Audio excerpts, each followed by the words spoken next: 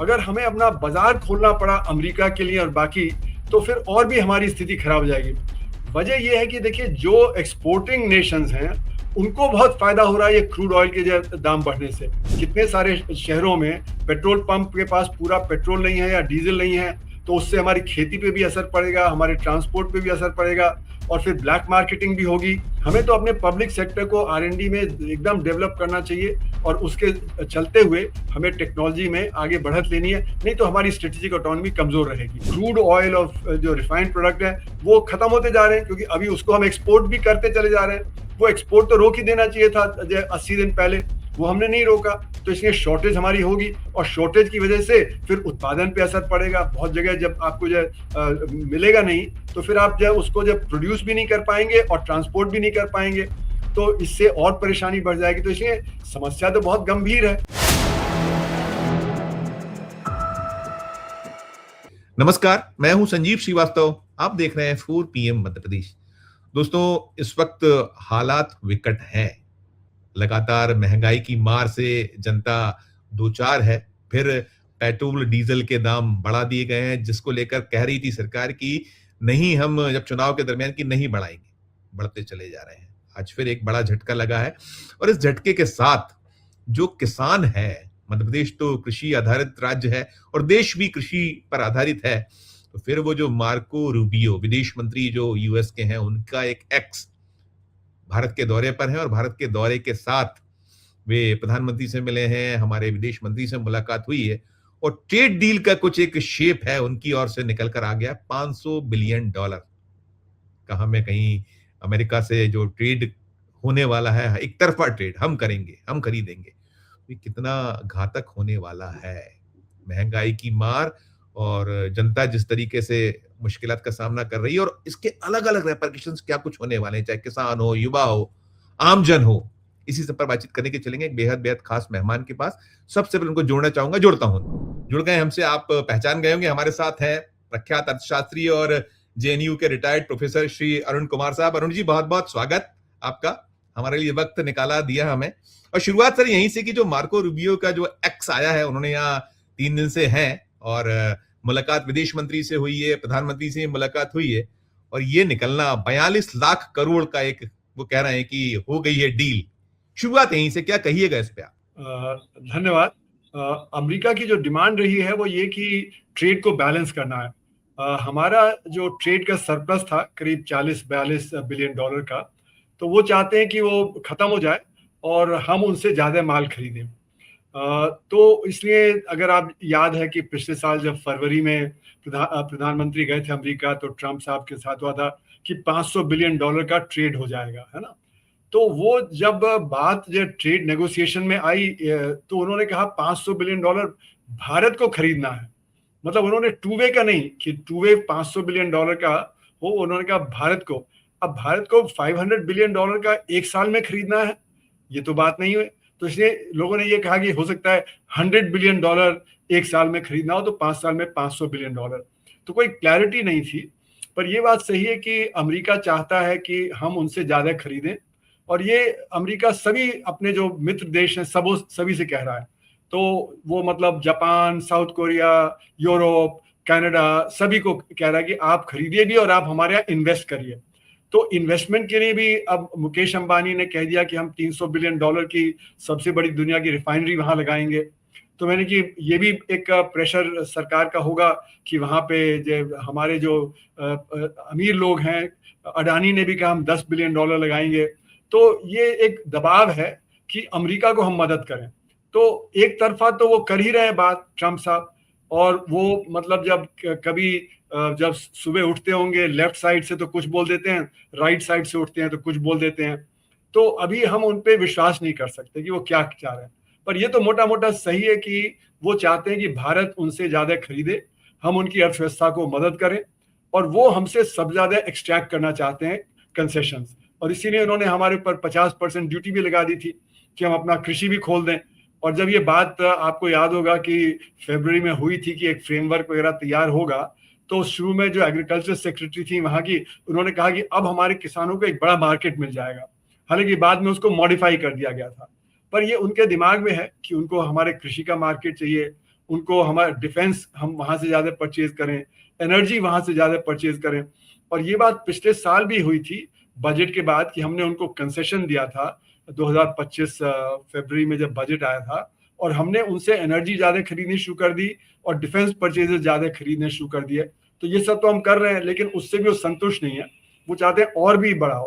तो मेरा मानना है ये एक तरफा बात है और भारत कहीं झुकता नजर आ रहा है। बिल्कुल, इसमें दो चीजें सर, आपने जो कहा, एक क्लियरिटी की बात की, तो क्लियरिटी हम देख रहे हैं, कौन इसको क्लियर करेगा? शायद हमारे देश की ओर से नहीं हो रहा, प्रधानमंत्री जी की ओर से कुछ नहीं आया, विदेश मंत्री की ओर से नहीं आया, कॉमर्स मिनिस्टर्स की ओर से नहीं आया, एक चीज।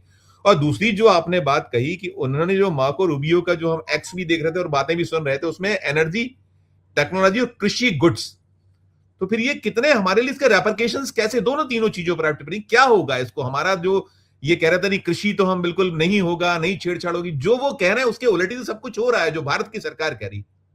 ये तो देखिए पहले से ही लग रहा था और हम लोगों ने सबने लिखा भी था कि हालांकि टेम्पररी वो कह दें पर लेकिन वो कृषि में चाहते हैं। और ये मुझे याद आता है कि 1982 में जब गैट के नेगोशिएशन हो रहे थे तब तक सोवियत यूनियन कमजोर पड़ गया था। तो जो वहां पे अमेरिका के जो राजदूत थे गैट के नेगोशिएशन में, उन्होंने हमारे राजदूत को बोला था गैट में कि अब हम आपका कृषि मार्केट खुलवाएंगे क्योंकि हमारे पास कृषि का सरप्लस बहुत है। तो ये तो उनकी लंबी सोच रही है। और इसीलिए आपने देखा कि 1987 में पुएंता देल एस्टे में जब उरुग्वे राउंड नेगोशिएशन हुआ था तो पहली बार ट्रेड इन एग्रीकल्चर को भी इंक्लूड किया था, trips, TRIMS, trade in services, trade in agriculture. पर वो बहुत कीन है कि हमारा कृषि का मार्केट खुलवाएं, पर उसका हमारे जो आम किसान है उसमें बहुत ही गहरी चोट लगेगी, क्योंकि हमारा जो आम किसान है वो फॉरेन कंपटीशन को नहीं बेयर कर सकता। ऑलरेडी उसकी स्थिति बहुत खराब है क्योंकि उसकी आमदनी बहुत कम है, वो लाख, सवा लाख, 1.5 लाख, 2 लाख रुपए कमाता है साल का। और जो अमेरिका का एक एवरेज फार्मर है वो उसको 25 लाख रुपए की तो $25,000 की तो सब्सिडी मिलती है, यानी कि जो आज के हिसाब से 22 लाख रुपए हो गया। वो सब्सिडी के अलावा फिर उसकी और कमाई तो वो तो मतलब 40-50 लाख रुपए कमाता है। हमारा किसान जो 1.5-2 लाख कमाता है वो कहाँ से उसके सामने खड़ा होगा? तो जब वहां से सब्सिडाइज प्रोडक्ट्स आएंगे तो हमारा जो कृषि का जो मार्केट है वो एकदम से तहस नहस हो जाएगा। हमने कॉटन के उसमें देख ही लिया पिछले साल, जब कॉटन के उसमें सरकार ने जो अपनी ड्यूटी हटा दी तो अमेरिका से कॉटन बहुत बड़ी मात्रा में यहाँ आया और कॉटन के दाम गिर गए। तो एमएसपी तो मिलेगा नहीं फिर, और जब एमएसपी नहीं मिलेगा तो जो हमारे किसानों की जो हालत है वो और भी खराब हो जाएगी। तो इसलिए मेरा मानना है कृषि में तो ये परेशानी रहेगी। एनर्जी की जहां तक बात है तो एनर्जी में हमें तो सबसे ज्यादा तो पश्चिम एशिया से अगर मिले तो वही सस्ता पड़ेगा, समय भी कम लगेगा। अमेरिका से जो लाएंगे, वेनेजुएला से लाएंगे, वो महंगा भी पड़ेगा, और जब वो देर से आएगा, यहाँ से तो 4-5 दिन में आ जाता है, वहां से तो 40-45 दिन लग जाएंगे अमेरिका से और वेनेजुएला से आने में।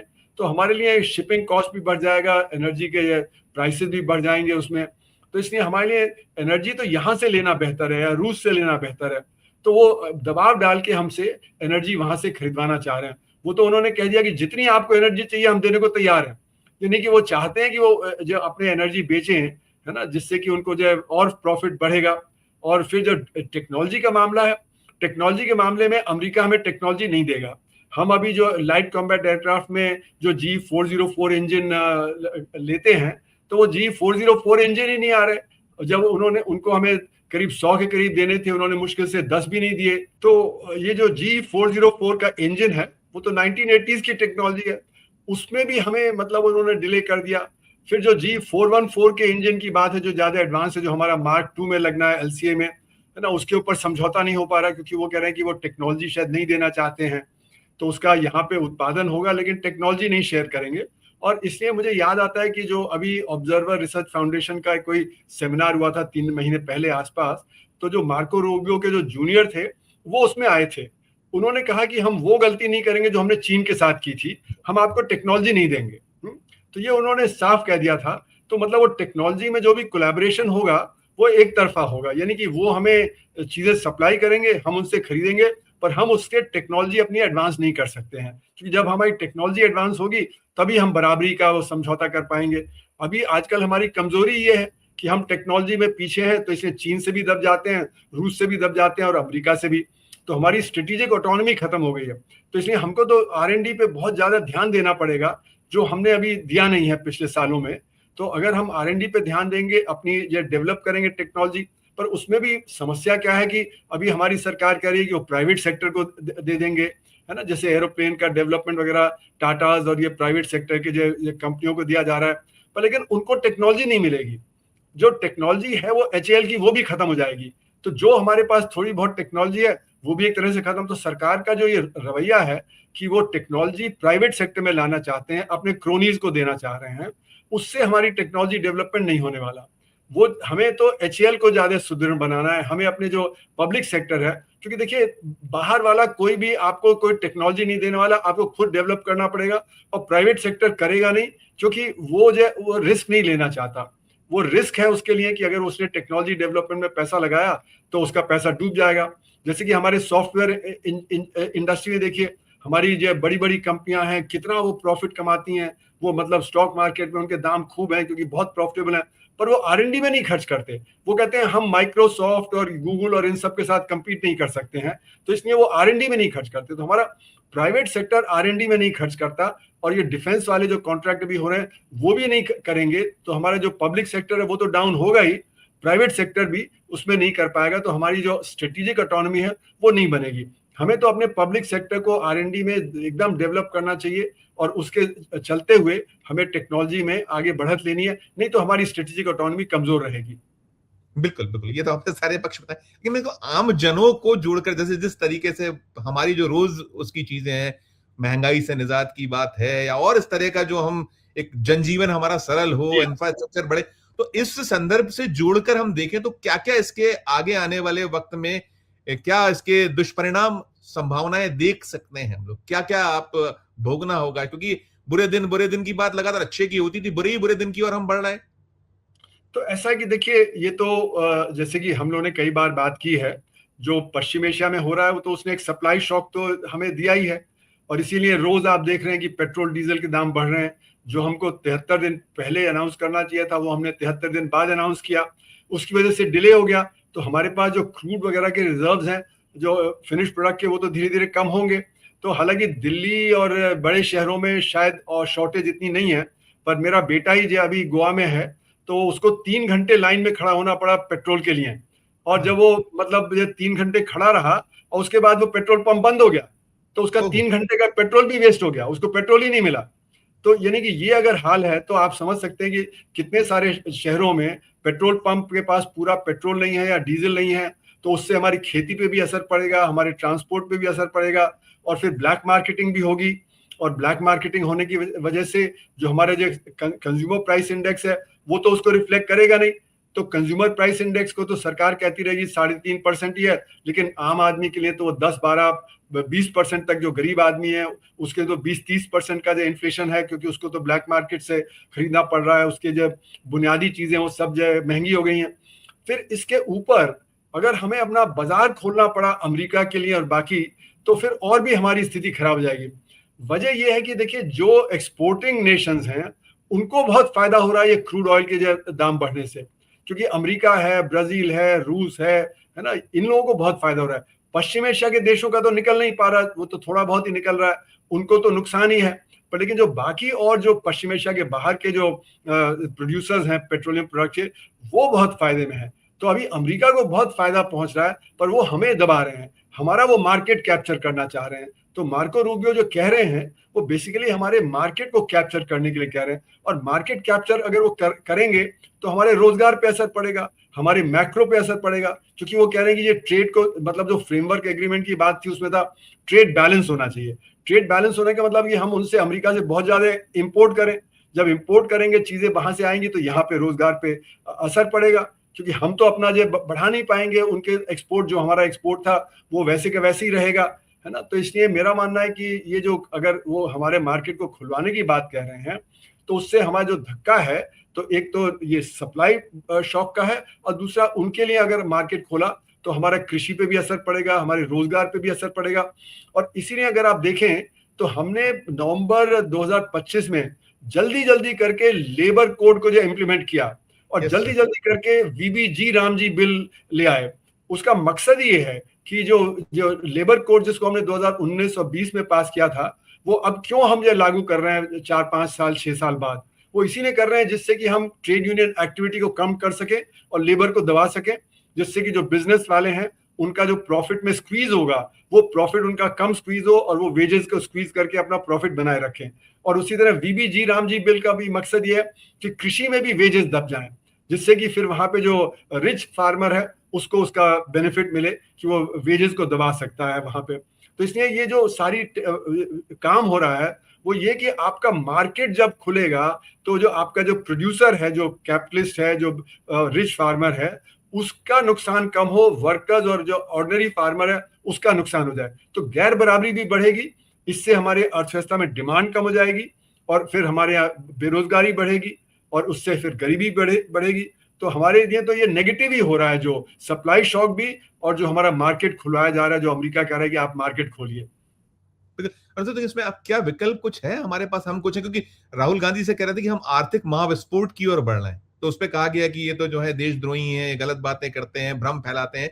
तो वास्तविकता क्या है? ये इसको रोकने के लिए कोई हमारे पास है? और क्यों चुप है हमारी सरकार? क्यों नहीं कुछ अपना खुद होके आगे आके बता पा रही है? क्या है दोनों तीनों चीजों के कारण? देखिए, ऐसा है कि हमारा डेटा ही गलत है ना। हमारा डेटे में हम जो है वो असंगठित क्षेत्र को तो लेते नहीं है, हम उसको माप लेते हैं संगठित क्षेत्र के डेटा से। तो ये तो आपका मतलब नॉर्मल टाइम में तो चल जाएगा, जब जैसे ही क्राइसिस आएगा तो एक गलत डेटा एकदम से जो आपको क्राइसिस दर्शाने लगेगा, और वही क्राइसिस दिख रहा है अभी। मतलब वर्कर्स जगह जगह प्रोटेस्ट कर रहे हैं, वो चाहे जो हरियाणा में हो, पंजाब में हो, चाहे वो आप देखें राजस्थान में हो, बाकी जगह है ना, वो पलायन कर रहे हैं शहरों से गांव की तरफ, क्योंकि यहाँ पे उनका जो रोजगार भी चला गया, एनर्जी भी उनको नहीं मिल रही है, कम से कम गांव में जाके लकड़ी जला लेंगे, कुछ कर लेंगे। तो इसलिए जो ये परेशानी तो हमारे किसानों की और जो रोजगार की है वो तो ऑलरेडी दिख रही है सामने, है ना। उसमें तो कोई वो दो राय है नहीं कि ये कोई परेशानी नहीं है, और ये परेशानी बढ़ती चली जाएगी जैसे जैसे ये समय गुजरता जाएगा और हमारा जो क्रूड ऑयल और जो रिफाइंड प्रोडक्ट है वो खत्म होते जा रहे हैं, क्योंकि अभी उसको हम एक्सपोर्ट भी करते चले जा रहे हैं। वो एक्सपोर्ट तो रोक ही देना चाहिए था 80 दिन पहले, वो हमने नहीं रोका, तो इसलिए शॉर्टेज हमारी होगी और शॉर्टेज की वजह से फिर उत्पादन पे असर पड़ेगा। बहुत जगह जब आपको जो मिलेगा नहीं तो फिर आप जो उसको जब प्रोड्यूस भी नहीं कर पाएंगे और ट्रांसपोर्ट भी नहीं कर पाएंगे, तो इससे और परेशानी बढ़ जाएगी। तो इसलिए समस्या तो बहुत गंभीर है। अगर स्ट्रेट ऑफ हॉर्मुज खुल जाता है कल परसों नरसों तो काफी राहत होगी, क्योंकि उसके बाद भी 2-3 महीने लगेंगे सप्लाई रिस्टोर करने में। पर अगर नहीं खुलता है तो जितना लंबा खींचेगा उतनी हमारी परेशानी और बढ़ती चली जाएगी। और इसीलिए प्रधानमंत्री ने कहा ऑस्टेरिटी करिए।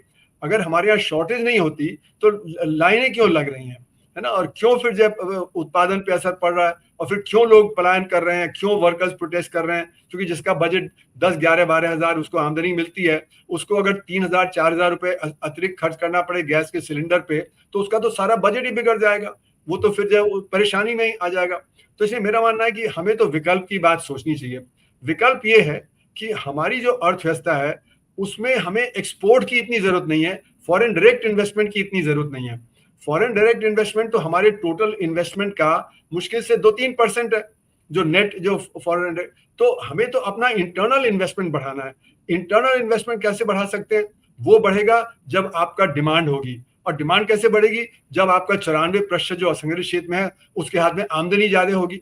तो वहां पे आमदनी पहुंचाना, वहां पे काम जनरेट करना वो सबसे जरूरी है।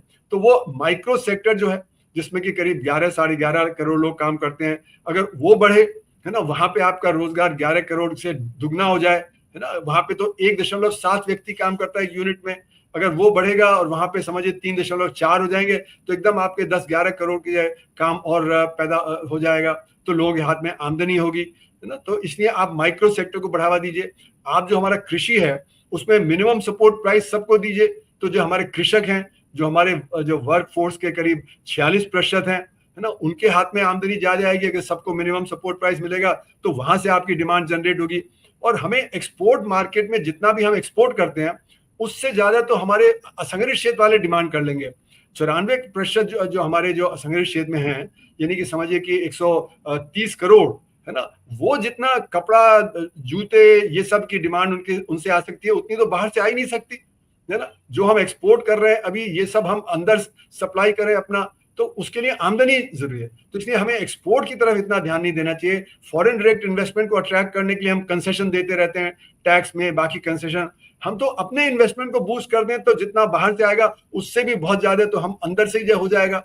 हमारा जो ऑर्गेनाइज सेक्टर है उसकी बैलेंस शीट बहुत अच्छी हो गई है, क्योंकि उसको हमने इतना कॉर्पोरेट टैक्स वो दिया कंसेशन 2019 में, तो वो इन्वेस्ट करने को तैयार है। पर वो कहता है जी कैपेसिटी यूटिलाइजेशन कम है, तो जब तक कैपेसिटी यूटिलाइजेशन ठीक नहीं होगी तो हम कैसे और इन्वेस्ट करें। तो वो भी इन्वेस्ट कर सकता है, उसके लिए हमें फॉरेन डायरेक्ट इन्वेस्टमेंट की तरफ भी देखने की बहुत जरूरत नहीं है।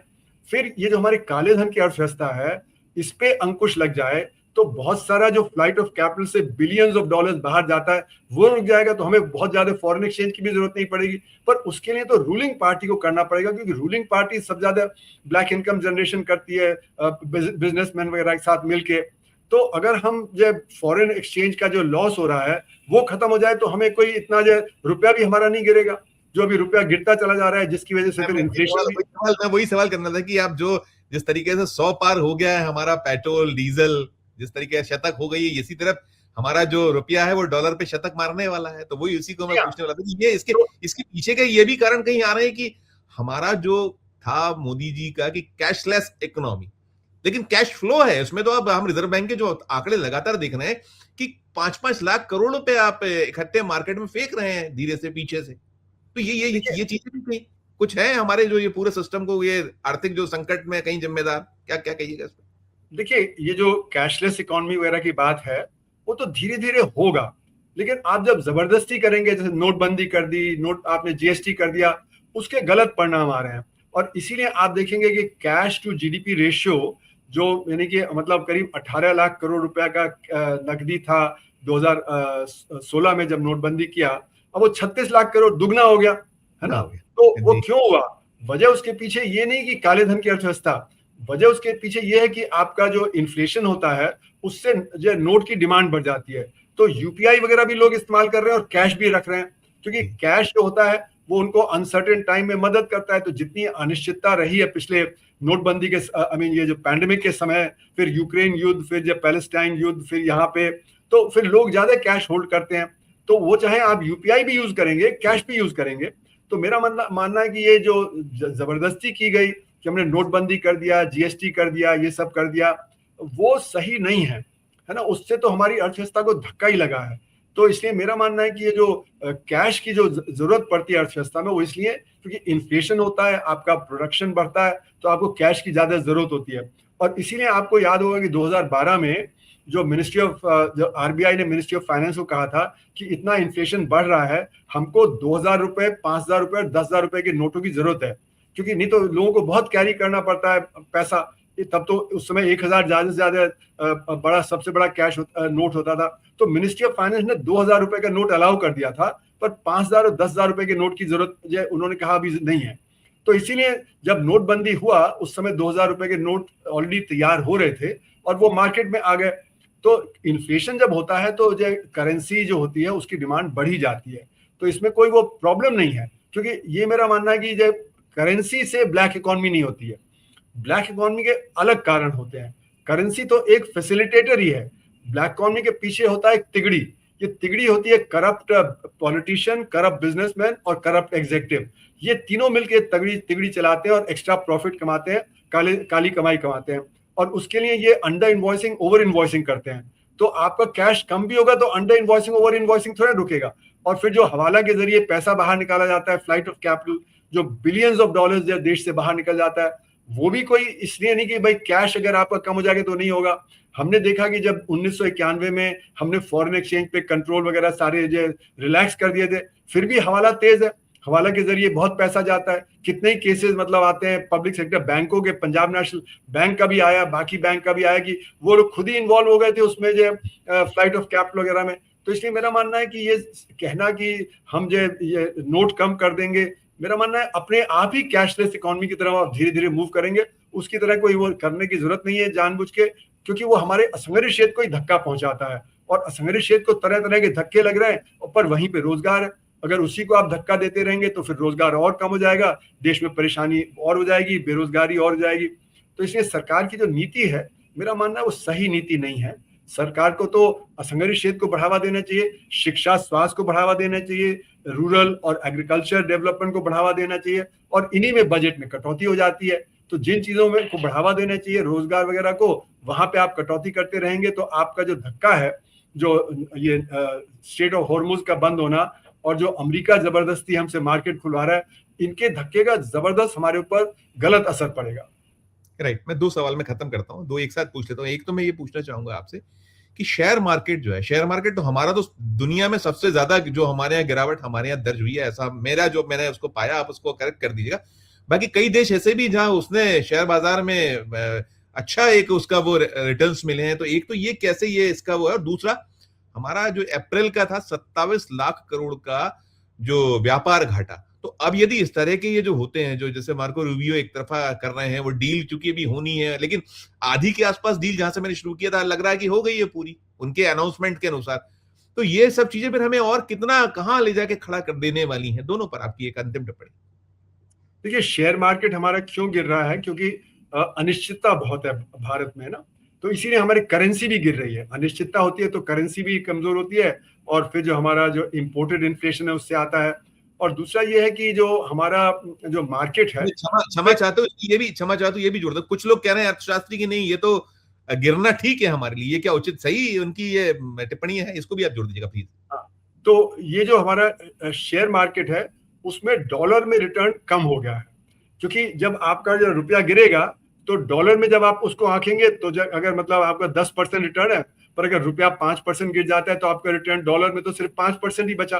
तो इसलिए डॉलर में रिटर्न हमारा गिर रहा है, क्योंकि हमारा रुपया कमजोर होता जा रहा है ना। पिछले 2 साल में करीब 15% गिरावट आ गई, फरवरी से लेके मई या 15 तक फिर 5% गिरावट आ गई, यानी कि एनुअल जो रिटर्न है वो -24% इससे हो जाता है। तो फिर आपका शेयर मार्केट में रिटर्न आपका बहुत ही लो हो गया है या नेगेटिव हो गया है, तो इसलिए लोग पैसा निकाल रहे हैं। तो फॉरेन पोर्टफोलियो इन्वेस्टमेंट तो पहले से ही जा रहा था, फॉरेन डायरेक्ट इन्वेस्टमेंट भी अक्टूबर के बाद नेट में नेगेटिव हो गया था, फरवरी में अभी जरूर थोड़ा बढ़ गया है, लेकिन ऑन द होल वो बाहर ही जाएगा, क्योंकि उसको रिटर्न नहीं मिल रहा। नॉन रेजिडेंट इंडियंस भी हैं, वो भी पैसा निकालेंगे। जितना ये लोग पैसा निकालेंगे तो कैपिटल अकाउंट में उतना जो हमारा जो बेनिफिट होता था वो नहीं होगा, तो उससे हमारा जो घाटा है, व्यापार घाटा, वो जो हम कवर नहीं कर पाएंगे, तो इसलिए फिर और रुपया गिरेगा। तो मेरा मानना है कि अमेरिका में जो रिटर्न है वो बहुत अच्छा है, वजह उसकी टेक्नोलॉजी कंपनियां, वहां की जो 7 टेक्नोलॉजी कंपनियां हैं उनका मार्केट में खूब ज्यादा बढ़त है। यानी कि वो जो कंपनी है जैसे एनवीडिया हो गई या इस तरह की, उनका जो मार्केट कैपिटलाइजेशन है भारत के जीडीपी से भी ज्यादा हो गया है ना। तो क्यों हुआ? क्योंकि उनके जबरदस्त उछाल है, जबरदस्त रिटर्न आ रहा है। तो हमारा जो नेट में रिटर्न है वो उनके रिटर्न से बहुत कम हो गया, और इसीलिए कैपिटल बाहर जा रहा है। तो इसलिए हमारा शेयर मार्केट गिरेगा, क्योंकि हमारी जो टेक्नोलॉजी कंपनीज हैं वो आर्टिफिशियल इंटेलिजेंस में कहीं भी नहीं है, और अभी जो कंपनियां आर्टिफिशियल इंटेलिजेंस से इन्वॉल्व हैं वहीं पे ज्यादा बढ़त है दुनिया में। तो हमारे यहाँ जो हमारी कंपनियां वो कह रही कि हम आर्टिफिशियल इंटेलिजेंस में कम्पीट नहीं कर पा रहे, क्योंकि हमारे पास उतना कैपिटल नहीं है। आप ये समझिए कि जो टेक्नोलॉजी कंपनी अमेरिका में है वो करीब करीब $800 बिलियन इन्वेस्ट कर रही है ना। हम तो 1 बिलियन 2 बिलियन कर रहे हैं, चीन भी 50 60 70 बिलियन डॉलर इन्वेस्ट कर रहा है उसमें। तो हम तो कहीं भी नहीं है। और यहाँ तक खबर आ रही है कि जो नई टेक्नोलॉजी आ रही है उससे जो हमारी टेक्नोलॉजी कंपनियां हैं, इन्फोसिस वगैरह, उनका काम भी खत्म हो जाएगा, क्योंकि वो काम आर्टिफिशियल इंटेलिजेंस कर देगा। तो इसलिए उनके भी स्टॉक्स गिर रहे हैं, मतलब जो हमारी जो सॉफ्टवेयर की कंपनियां हैं, क्योंकि उनका काम अमेरिका में कम होता चला जाएगा, न कि बढ़ेगा। तो ये सारी वजह है जिससे कि वहां के जो स्टॉक मार्केट बढ़ा है, हमारा स्टॉक मार्केट गिर गया है उसमें, तो रिलेटिव रिटर्न उसका कम हो गया है। फिर जैसे आपने कहा ट्रेड डेफिसिट वगैरह की बात, तो अब अगर हमारा जो अभी तक तो हमारा जो करंट अकाउंट होता है उसमें जो हमारा सॉफ्टवेयर वगैरह उसका बहुत कंट्रीब्यूशन होता है, पर अगर वो आर्टिफिशियल इंटेलिजेंस इसी तरह बढ़ता रहा तो वो भी हमारा कंट्रीब्यूशन कम हो जाएगा। तो जो ट्रेड अकाउंट है उसमें भी कम हो जाएगा, और जो फिर जो करंट अकाउंट है उसमें भी हमारा जो कम हो जाएगा।